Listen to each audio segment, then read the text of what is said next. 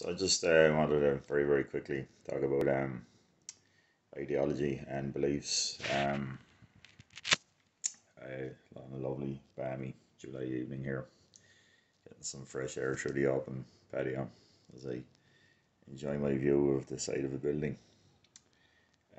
So yeah, ideology and beliefs. Uh,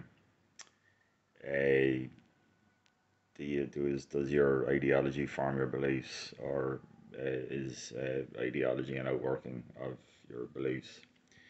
The two seem to be quite interchangeable to me.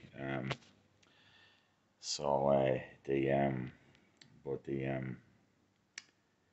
ideology seems to be what fertilizes or informs your belief system.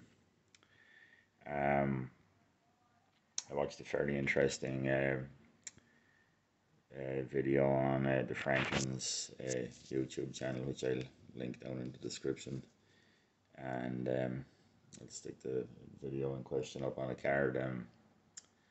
It was I thought it was a rather amusing title. It was ideological Stockholm syndrome, and the conceit of that title, of course, was that you some folks are they've been so bombarded with narrative that they're essentially they just identify with the narrative and whatever ideological position it it proposes, because you've just given in. You've been held at gunpoint by that narrative for so long.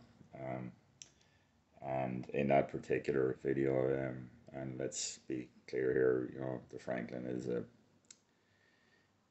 fairly reactionary, channel, small channel, and very interesting to listen to individual though. So he was recounting how he'd taken on a friend's, an army friend's teenage son to help him do some chores and farm work where he lives, and he just couldn't help remarking on how unmotivated and lazy and weak and despondent that the young fellow was, like, but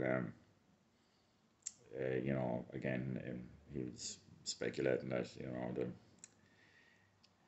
the sort of insipid to some degree kind of culture and narratives that's some of the world around us, puts on us, had made it so. And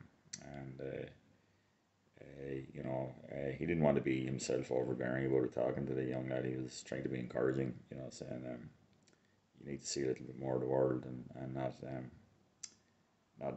think that your experience of high school and that sort of gloopy non-culture, that sort of uh, you know superficially kind of concerned with your welfare, but really just trying to make everything gloopy and equal. That's maybe not that nourishing at all, or helpful. But without being too dogmatic about it, it didn't lead to a particularly constructive interaction with the young lad, or indeed his friend, his father. And indeed, uh,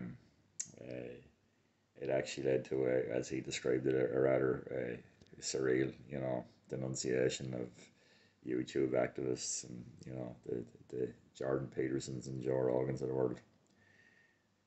Look, for heaven's sake, if that's people's idea of some sort of dissident thinking. Anyway, so yeah, but so that it did make me think about, like, my own, position on things, and, like, are they ideological, or are they just forming beliefs? And they're all very fair questions, because in some of my own interactions with some of my friends, when we get talking about politics and culture, nowadays I end up getting slightly oppositional when we talk about stuff, even though I counsel myself not to do that when we're out for a pint, or when we're just talking about stuff, maybe.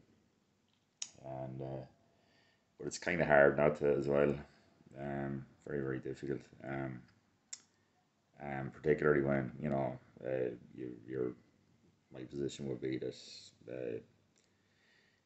so much of uh, narrative that we do absorb, from mainstream is just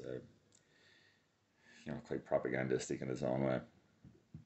And when you're viewing it through that lens, it's tiresome, very very tiresome, which inevitably leads you to start getting oppositional to some of the points that folks you may speak to, and then you'll get the inevitable. Well, you're just becoming radicalized by YouTube, and for heaven's sake, it's alternative platforms like or that are non-TV based. It's just a fact of life, and it's no more manipulable than any other means of consuming culture. Dare I say, like, if you commit yourself to looking at both mainstream and alternative platforms, you've probably got a more rounded view of the world than folks that don't do that.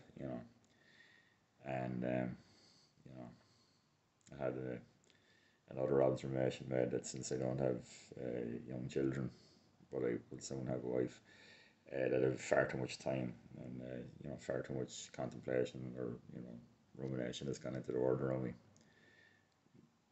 Superficially convincing point, but in the small but growing handful of folks that I've interacted with that are somewhat, on the same wavelength as myself, they all have young families. It's just, it's that thing of the unexamined left position, and when you apply your thoughts to it, a lot of that stuff just dissolves or reduces or weakens within you to a certain degree. So, nothing particularly radical about that. It's simply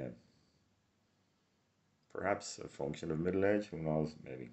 I certainly would concede that most culture and expressions of culture in this day and age just aren't aimed at people in my age bracket. But that being said, it is out there around you. So, you're gonna notice. You're gonna comment. So yeah, ideology or belief, bit of a chicken and an egg thing. But certainly the challenge in this day and age is to try and keep as rounded a view as possible, and to try and